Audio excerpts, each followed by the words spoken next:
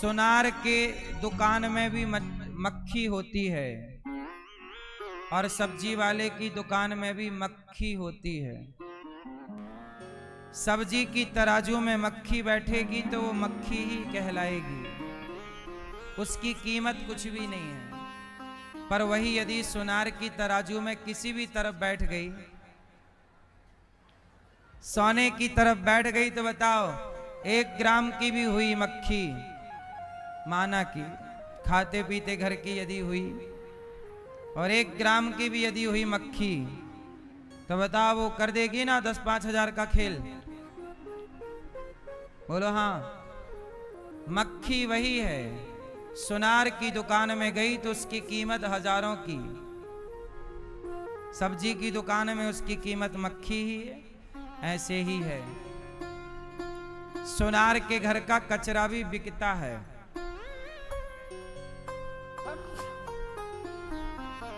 क्यों ये बात सही है गलत है? सुनार के घर का, जहां बैठकर सुनार सोने की छिलाई करता है, काम करता है, तो छिलाई विलाई करते समय सोने का कण उसके कारपेट इत्यादि में गिर जाता है, वो झाड़ू लगा के डस्टबिन में डालता है, तो सुनार का कचरा भी बिकता है। निकालेंगे तो कुछ सोना निकल आएगा। हाँ, तो देखो ना, सुनार का कचरा भी बिकता है। संगति अच्छी करोगे तो आपकी कीमत अधिक हो जाएगी, और संगति अच्छी नहीं करोगे तो आपकी कीमत जो है उससे भी कम हो जाएगी। प्रेम से कथा की गंगा में, गर्ग परिवार कथा की गंगा में आप सब डुबकी लगा रहे हैं। यहाँ भागवत जी के पोथी पाठ भी चल रहे। आप भक्तों ने पोथी पाठ रखा है अपने पितरों के लिए, घर की शांति के लिए, जिनके जीवन में कोई दोष है। सबके जीवन में गुण दोष दृश्य दोषा, सबके जीवन में कोई ना कोई दोष तो है ही। अच्छा बताओ, ऐसा कौन है जिसके जीवन में कोई दोष ना हो? कौन है बताओ? चंद्रमा कितने सुंदर हैं, पर चंद्रमा में भी काला धब्बा है। बोलो हाँ। दोष तो चंद्रमा में भी है। इतना सुंदर चंद्रमा, धब्बा ना होता तो कैसा होता? पर चंद्रमा में भी दाग है कि नहीं? बोलो हाँ। इसलिए हमारे जीवन में दोष तो है ही, कोई ऐसा है नहीं जिसके जीवन में दोष ना हो। दोष है तो क्या करें? बोले भागवत सुनो। भागवत सुनने से जीवन का दोष नष्ट होगा। कैसे नष्ट होगा? जैसे दीपक जलाने से अंधकार नष्ट हो जाता है, औषधि खाने से रोग नष्ट हो जाता है, ऐसे भागवत सुनने से जीवन के दोष पाप नष्ट होते हैं। इसलिए पुरुषोत्तम माह में 130 परिवारों ने भागवत जी के पोथी पाठ यहाँ बिठाए हैं। आप सबका स्वागत है। अभी 13 जून से फिर पुरुषोत्तम माह में भागवत जी के पोथी पाठ बैठेंगे। आप भी अपने पूर्वजों के लिए भागवत जी के पोथी पाठ करा सकते हैं। अपने माता पिता जीते जी भागवत सुन लो। और अच्छे बेटे वो हैं जो अपने माँ बाप, स्वर्गीय माँ बाप को भी भागवत सुनवाते हैं। भगवान सदा आप सबको सुखी और स्वस्थ रखें। कल हम लोग कथा सुन रहे थे। कल भगवान कृष्ण का क्या हुआ? कौन सी कथा थी कल? भगवान क्या हुए? कल भगवान प्रकट हुए। कल हम लोगों ने नंद के आनंद भयो जय कन्हैया लाल की मनाया, उत्सव मनाया। भगवान कृष्ण प्रकट हुए। अभी प्रकट हुए, उत्सव चल ही रहा था कि पूतना मौसी आके धमक गई। पूतना, अभी भगवान ठीक से संसार को देखा नहीं, 6 दिन के भय हैं, आ गई मौसी मारने के लिए। आदमी अभी पैदा हुआ ही है कि शत्रु पैदा हो गए। इसलिए जीवन का नाम चुनौती और संघर्ष है। इसलिए आपके जीवन में कोई कष्ट आए, चुनौतियां आए, संघर्ष करना पड़े तो घबराइए ना। भगवान कृष्ण जन्म लिए, 6 दिन के हुए कि चुनौती सामने खड़ी, पूतना जहर लेकर के खड़ी हो गई। मैं पिलाऊंगी, बैठो बैठो, मैं क्या करूंगी? जहर पिलाऊंगी। क्या करूंगी मैं? पूतना भगवान को जहर पिलाना चाहती है। हाँ, पूतना लोक बालघ्नि राक्षसी रुधिरासना जिघांसया पहरये स्तनं दत्वाप सद्गतिम। पूतना अभी भगवान 6 दिन के हैं, पूतना जहर भर करके लाई और जहर पिलाना शुरू किया। अच्छा, भगवान ने पूतना को देखा नहीं, क्या देखा पापनी को? ये पूतना कौन है आप जानते हैं भैया? आप पूतना को जानते हैं? नहीं, आप नहीं जानते भैया? आप पूतना को जानते हैं? नहीं, आप भैया? ये भैया बताएंगे। आप जानते हैं पूतना को? हैं? जानते हैं? आपके पड़ोस में रहती थी? नहीं भैया, आप जानते हो पूतना को? नहीं, कभी मुलाकात नहीं हुई। पूतना कंस, कौन थी पूतना?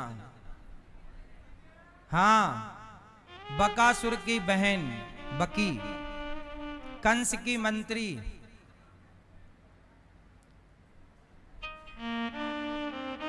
ये पूतना पिछले जन्म में राजा बलि की बेटी रत्नमाला थी। वामन भगवान को देखकर बोली, वाह, इतना सुंदर बालक मेरा होता तो दूध पिलाती।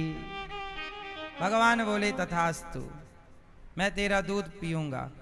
जब 3 पग में भगवान ने सब नाप लिया, बोली, वाह, ऐसा छलिया बेटा मेरा होता मैं मार डालती। भगवान बोले, तथास्तु। तो दूध भी पिलाने का मन है और मार डालने का भी मन है। वही रत्नमाला पूतना बनकर आई, जो दूध पिलाना भी चाहती है और दूध पिलाने के बहाने जहर पिला के मार डालना भी चाहती है। दोनों वरदान एक साथ। फिनिश। पूतना आई, भगवान ने देखा कि आ गई तो भगवान ने अपने नेत्रों को बंद कर लिया, पूतना की ओर देखा भी नहीं। किसी ने कहा, प्रभु आपने पूतना को क्यों नहीं देखा? भगवान बोले, पूतना के अंदर कपट है। क्या है? छल, कपट। और जिसके अंदर कपट भरा है, बाहर से कुछ और, भीतर से कुछ और। भगवान बोले, ऐसों को हम देखना भी पसंद नहीं करते और देखा भी नहीं। नेत्र भगवान ने बंद कर लिए।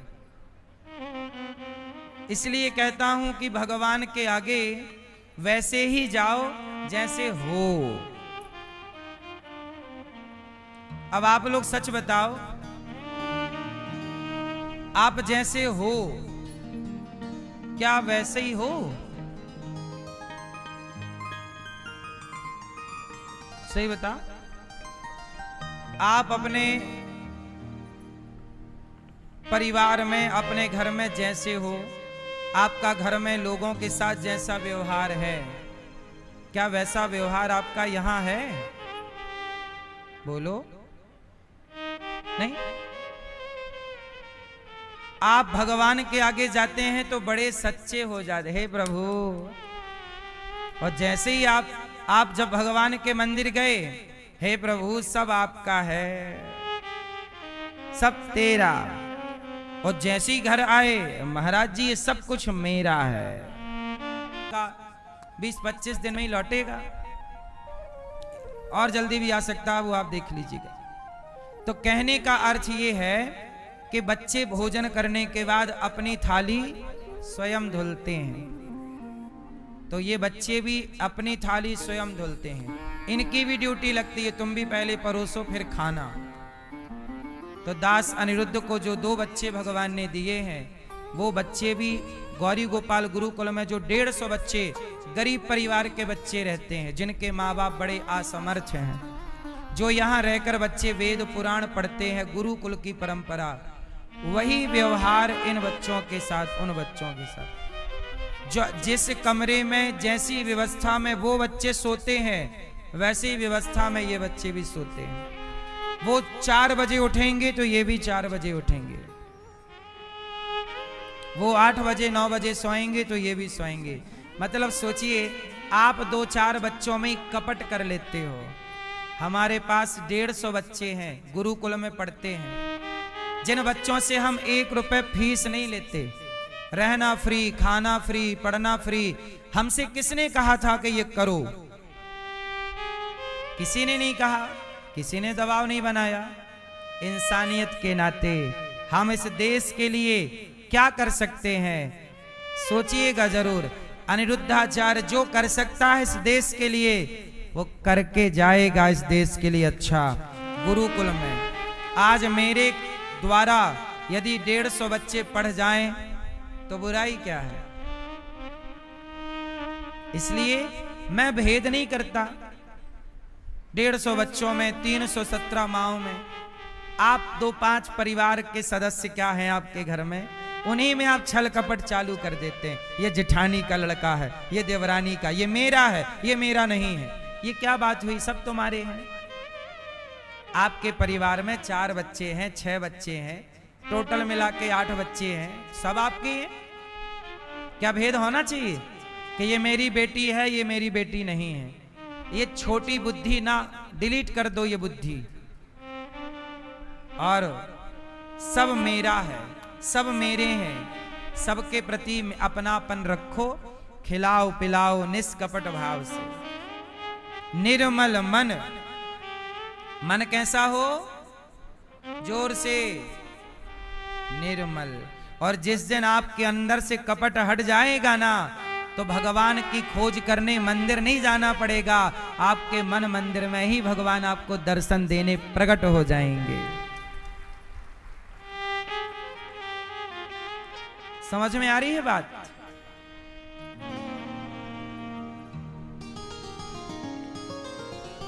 तो गौरी गोपाल चाहे गुरुकुल हो, चाहे वृद्धाश्रम हो, यहां सबके लिए व्यवस्थाएं एक सी हैं। प्रिय भक्तों, पूतना मौसी आई, भगवान ने दूध पिया, जहर भी पी लिया, पूतना के प्राण पीने लग गए। पूतना चिल्लाई, बालक छोड़ दो, छोड़ दो। भगवान बोले, मौसी जी, हम जल्दी से पकड़ते नहीं है किसी को, और पकड़ लें तो फिर कभी भगवान पकड़ते हैं, भगवान कभी छोड़ते नहीं हैं। इसलिए आप भी भगवान को अपना हाथ आगे कर दीजिए। प्रभु आप में निपट जाता है, टाइम से इलाज ना मिल पाए तो बोलो हाँ, ये बात सही है कि गलत है? सोचिए जरा। जैसे आपने मधुमक्खी के छत्ते पर पत्थर मारा, दौड़ती है, ऐसे जब आप बद्दुआएं लेते हैं तो बद्दुआएं ही मधुमक्खी की तरह आपको वो डसती रहती है, और वो बद्दुआएं भारी पड़ती हैं आप पर, दिखती नहीं हैं पर होती तो हैं। इसलिए बचिएगा। भगवान ने पूतना को मारा, आप तो जरा सी बात में परेशान हो जाते हैं। भगवान को मारने शकटासुर आया, असुर आ रहे हैं, तब भगवान परेशान नहीं हो रहे हैं, मुस्कुराते मुस्कुराते खेल कर रहे हैं। आप लोग तो तनक सा संकट आ जाए आप घबरा जाते हैं। हम आपसे कहते हैं थोड़ा मजबूत बनिए, बड़े से बड़े संकट को भी सहिए। नहीं, सहना पड़ता है। अभी तूफान आया था कुछ दिन पहले, तूफान आया, कुछ पेड़ खड़े रहे पर कुछ पेड़ टूट गए, जड़ से उखड़ गए, तो कोई बीज से टूट गया। जो कमजोर, देखो तूफान तो आएगा, इसलिए तूफान जब आएगा आपको क्या करना पड़ेगा? मजबूत होना पड़ेगा।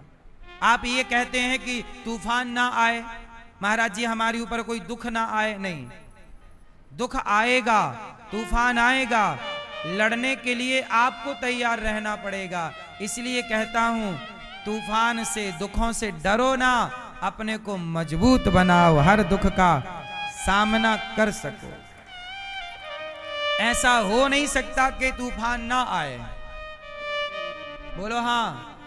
ऐसा हो नहीं सकता कि जीवन में तकलीफ ना आए, दुख ना आए।